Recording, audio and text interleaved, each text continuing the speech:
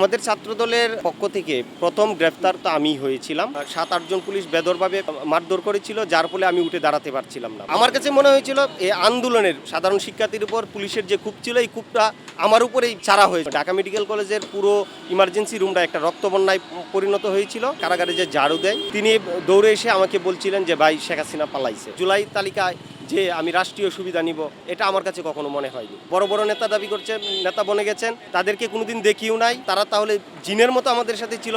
আমাদের তো আর আধ্যাত্মিক শক্তি নেই যে তাদেরকে আমরা অনুধাবন করব। 16 তারিখ রংপুরে আবু সাইদকে দুপুরে হত্যা করা হয়েছে। তারপর বিকালে আমাদের ছাত্রদল নেতা শহীদ ওয়াসিম আকরামকে হত্যা করা হয়েছে। এরপর থেকেই কিন্তু মূলত এই আন্দোলনটি ব্যাপকভাবে তুঙ্গে ওঠে এবং হত্যার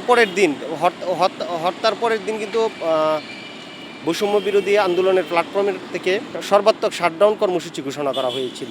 আপনি জানবেন, আমাদের নেতা আজকে যিনি প্রধানমন্ত্রী জনাব তারেক রহমান ওই দিন বিকালেই আমাদের সকল সংগঠন, ছাত্রদল এবং যুবদল, স্বেচ্ছাসেবক দল সহ যত অঙ্গ ও সহযোগী সংগঠন আছে, তাদেরকে এই আন্দোলনে সর্বাত্মকভাবে সহযোগিতা করার জন্য কিন্তু তিনি নির্দেশনা প্রদান করেছিলেন। আপনি দেখবেন আমাদের তখন কিন্তু আমাদের বর্তমান ছাত্রদলের প্রেসিডেন্ট এবং সেক্রেটারি তারাও কিন্তু সশরীরে একবারে মাঠে থেকে তারা নেতৃত্ব দিয়েছেন আন্দোলনের। কিন্তু কোথাও আমরা ছাত্রদল বা আমাদের সাংগঠনিক ব্যানারে আমরা কখনো কিছু করি নাই। 18 তারিখের কথা বলতে গেলে আজকের আমরা যে জায়গাটিতে দাঁড়িয়ে আছি, ঠিক এই জায়গাটিতে আমরা দুপুর 2টার দিকে আমাদের ছাত্রদলের সাধারণ সম্পাদক নাসিরউদ্দিন নাসির ভাইয়ের নেতৃত্বে এখানে একটা মিছিল হওয়ার কথা ছিল। একই দিনে কিন্তু আমরা সকালেও একটি মিছিল ছাত্রদলের সভাপতি রাকিবুল ইসলাম রাকিব ভাইয়ের নেতৃত্বে আমরা শান্তিনগর মোড় থেকে ওই দিকে আমরা একটা মিছিল করেছিলাম। তারপর দুপুর 12টায় আমরা এখানে মিছিল নিয়ে বের হলে আমাদের যে সামনে এখান থেকে আমরা মিছিল শুরু করি। মিছিল শুরু করার পরে ঠিক এই জায়গাটিতে আসার পরে পুলিশ কিন্তু আমাদেরকে পিছন থেকে এসে দাওয়া দেয় এবং আমরাও পাল্টা দেওয়ার এক পর্যায়ে পুলিশের সাথে আমরা টিকতে না পেরে প্রচণ্ড গোলাবারুদ বর্ষণ হয়েছিল। আমরা এক পর্যায়ে পুলিশের হাতে টিকতে না পেরে আমরা মিছিল নিয়ে পিছনে হটার সিদ্ধান্ত নেই। যখন পিছন থেকে পুলিশ দাওয়া দেয় তখন আমরা ছত্রভঙ্গ হয়ে যাই। আমরা একটু সামনের দিকে যেতেই আমাকে ডিবি পুলিশ কর্তৃক গ্রেপ্তার করা হয়েছিল এবং গ্রেপ্তারের পর প্রচণ্ডভাবে মারধর করা হয়েছিল। মারধর করে পুলিশ সামনে থেকে আসা যে পুলিশ আসছিল, ওই পুলিশের হাতেই আমাকে ওই ডিবি পুলিশ হস্তান্তর করে। তার পরবর্তীতে তারা ব্যাপক মারধর করে পুলিশের গাড়িতে তুলে নিয়ে মতিঝিল থানায় নিয়ে যায়। আমি যতটুকু থানায় যেয়ে জানতে পারি, আমি প্রথম গ্রেফতার হয়েছিলাম ছাত্রদলের। কে গ্রেফতার করে গাড়িতে তোলার পরে আরেকজনকে নিয়ে আসছিল, সে হচ্ছে আমাদের তেজগাঁও কলেজ ছাত্রদল নেতা মিনহাজকেও আমার সাথে গ্রেফতার করা হয়। আমরা দুজন একজনকে দেখে আরেকজন এরকমভাবে আমাদের একটা অ্যাপ্রোচ ছিল যে আমরা একজনকে আরেকজন চিনি না। বিকালের দিকে মতিঝিল সহ মহানগরের যে ছাত্রলীগের নেতারা ছিল তারা আসছিল। এই সময়টাতে আমরা অনেক ভীত সন্ত্রস্ত ছিলাম। আর আমার 2 পায়ে প্রচণ্ড আঘাত করার কারণে আমার তখন ব্যথা অনুভব হচ্ছিল, কিন্তু এখানে কোনো চিকিৎসার কোনো সুযোগ ছিল না। গ্রেফতারের পর তারা ব্যাপকভাবে 7-8 জন আমাকে মারধর করেছিল। আমার কাছে মনে হয়েছিল এই আন্দোলনের পুরো যে ক্ষোভ সাধারণ শিক্ষার্থীর উপর পুলিশের যে ক্ষোভ ছিল, এই ক্ষোভটা আমার উপরেই মানে ছাড়া হয়েছে। আমার উপরেই এই ক্ষোভটার প্রতিশোধাত্মকমূলক আচরণ করা হয়েছে। এক পর্যায়ে আমি উঠে আর দাঁড়াতে পারছিলাম না। তারপর তারাই আমাকে 2 দিক দিয়ে ধরাধরি করে পুলিশ ভ্যানে তোলার পর আমাকে থানায় নেওয়া হয়। থানায় কোনো চিকিৎসার ওইরকম কোনো ব্যবস্থা ছিল না। সারাদিনেই আমি থানায় ছিলাম। পরবর্তীতে তারা সারাদিন তাদের ডিউটি শেষে যখন থানায় ফিরে, ওসি আমাদেরকে দেখতে গেলে উনি তার রুমে আমাদেরকে ডাকে এবং আমাকে চিকিৎসা দেওয়ার জন্য ঢাকা মেডিকেল কলেজে প্রেরণ করে। ঢাকা মেডিকেল কলেজে যাওয়ার পর ঢাকা মেডিকেলের কলেজের চিত্রটা এত ভয়াবহ ছিল, ঢাকা মেডিকেল কলেজের পুরো ইমার্জেন্সি রুমটা একটা রক্তবন্যায় পরিণত হয়েছিল। এইখানে অনেকেরই আমি দেখতে পেয়েছিলাম, অনেকেরই হাত নাই, অনেকেরই পা নাই, অনেকেরই পেট একবারে কেটে ফেলা হয়েছে, অনেকের এই পঙ্গুত্ব বরণ এই টাইপের, মানে সবাই আমার চেয়ে গুরুতর আহত ছিল। তো এইখানে আমাকে প্রাথমিকভাবে চিকিৎসা দেওয়া হয় এবং আমার কিছু পরীক্ষা নিরীক্ষা করা হয়। পরবর্তীতে আবার থানায় ফেরানো হয়। তারপরের দিন সকালে আমাকে কারাগারে প্রেরণ করলে আদালত আমাকে আমার জামিন না দিয়ে চিকিৎসা দিবে বা মেডিকেল অ্যাটাচ করে আমাকে কারাগারে প্রেরণ করে।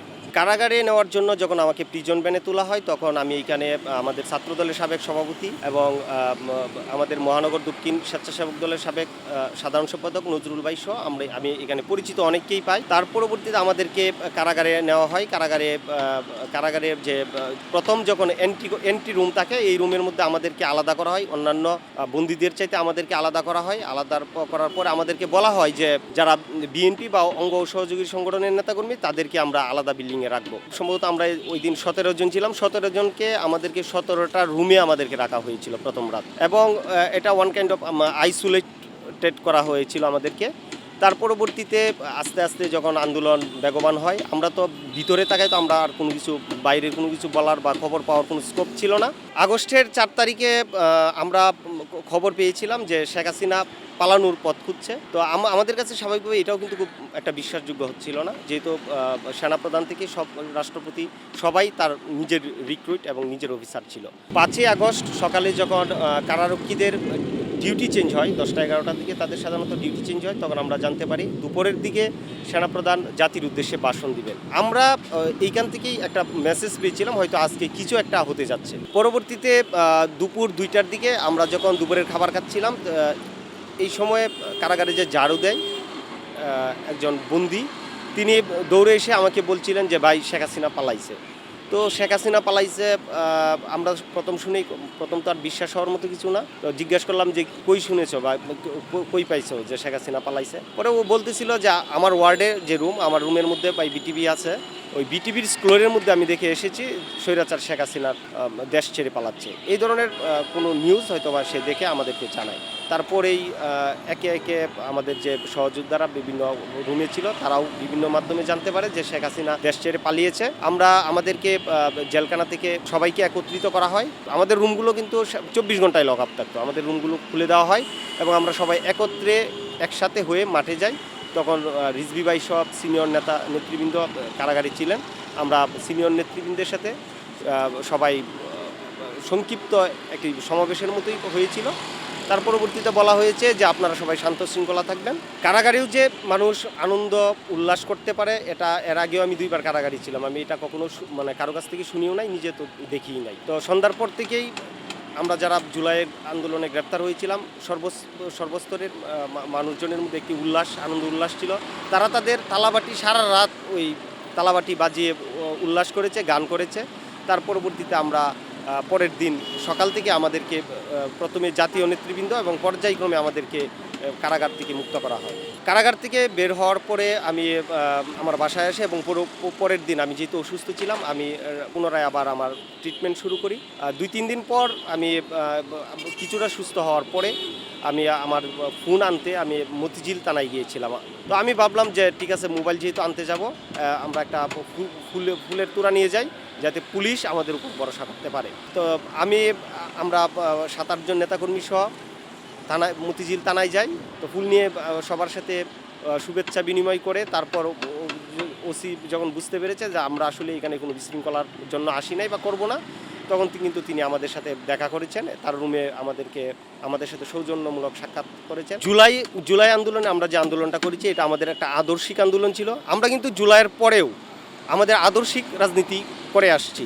আমরা জুলাইকে ক্যাশ করে বা জুলাইয়েরকে ক্রেডিট নেওয়ার জন্য কোনো রাজনীতি কখনো করি নাই। বিগত 17 বছরের প্রতিটি আন্দোলনেই আমাদের কাছে জুলাই আন্দোলনের ন্যায়ই ছিল। আমরা আসলে ব্যক্তিগতভাবে কোনো সুবিধা নেওয়ার জন্য আন্দোলনে যাই নাই। আন্দোলনটা ছিল আমাদের আদর্শিক জায়গা থেকে অন্যান্য আন্দোলনের কেবলমাত্র একটি ধারাবাহিকতা। আপনি দেখবেন যে ছাত্রদলের নেতাকর্মীরা 24-এর আন্দোলন পরবর্তীতে তারা ঠিকই তাদের পড়ার টেবিলে চলে গেছে সবাই, কিন্তু বিভিন্ন সংগঠন এই জুলাইকে কেন্দ্র করে তারা ক্যাবিনেটে গিয়েছেন, তারা বিভিন্নভাবে রাষ্ট্রীয় পদ দখল করেছেন। জুলাই পরবর্তীতে জুলাইয়ের আহতদের যে তালিকা হয়েছে, বাংলাদেশ জাতীয়তাবাদী ছাত্রদলের কতজন নেতাকর্মী এখানে তালিকাবদ্ধ হয়েছে, আমার কাছে যতটুকু মনে হয়, আবার আমি একজন জুলাই যোদ্ধা হিসেবে আমার কখনো মনে হয়নি জুলাই তালিকায় যে আমি রাষ্ট্রীয় সুবিধা নিব, এটা আমার কাছে কখনো মনে হয়নি।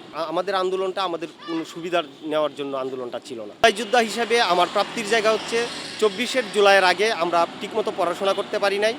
আমরা এর পরবর্তীতে অনেকে আমাদের ছাত্রত্ব ফিরে পেয়েছে, আমরা এখন পড়াশোনা করছি, পড়ার টেবিলে ফিরে যেতে পারছি।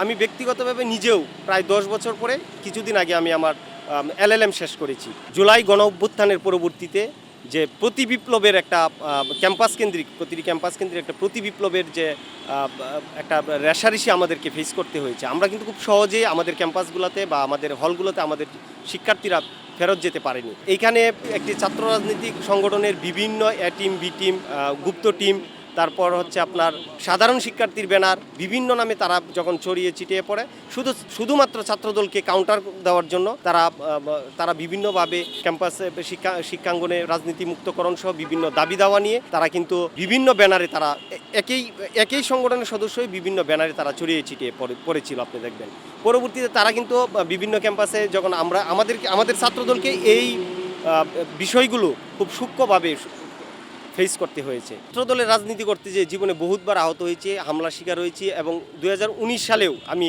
ঢাকা বিশ্ববিদ্যালয়ের মধুর ক্যান্টিনে ছাত্রলীগ এবং মুক্তিযুদ্ধ মঞ্চ কর্তৃক আমরা আহত হয়েছিলাম, হসপিটালাইজড ছিলাম। আজকে যারা 25 সালের পরে যাদেরকে দেখেছি তারা সাধারণ শিক্ষার্থীদের জন্য এই করেছে ওই করেছে, এদের আজকে যারা অনেক বড় নেতা নিজেদেরকে মনে করছে, যারা বলে আমাদের সাথে দীর্ঘদিন ছিল, আমরা তো তাদের নামও শুনি নাই। আজকে যারা বড় বড় নেতা দাবি করছে, নেতা বনে গেছেন, তাদেরকে কোনোদিন দেখিও নাই। তারা তাহলে জিনের মতো আমাদের সাথে ছিল। আমাদের তো আর আধ্যাত্মিক শক্তি নেই যে তাদেরকে আমরা অনুধাবন করব।